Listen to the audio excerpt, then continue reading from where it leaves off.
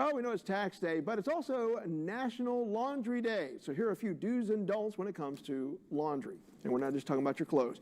Leadership trainer, author, speaker, Pete Blank. Got this for you to do for me tonight. That's not your actual laundry, is it? No, it's... Okay, just making sure. Or is it? So we're celebrating what, the invention of the actual washing machine? A little bit about it, okay. but I like to talk about idioms that relate with the word laundry. In fact, yeah. you know what's funny about laundry? What year do you think the washing machine got patented? Ooh, it's got to be early 1900s. Early well done, Yeah, 1910. right. 1910 was when the first patent came out. So let's talk about a couple idioms that you don't want to do. Number one, hey, there's laundry on the field.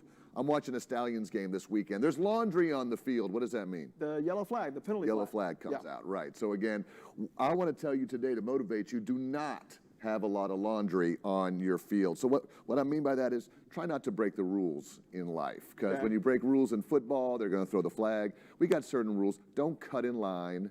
Don't cheat on your taxes. You know, all these little things. Learn what a merging lane is. Learn what a merging lane is. That's not one of them. But imagine someone throwing a flag if you were.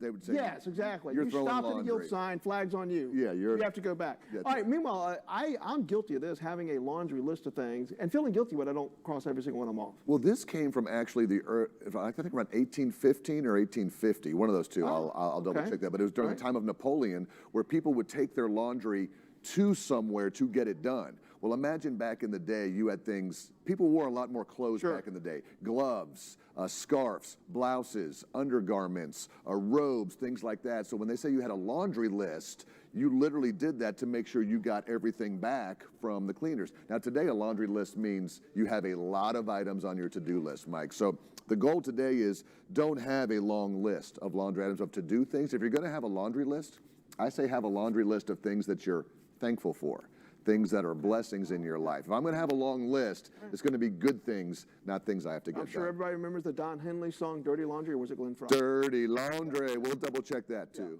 Yeah.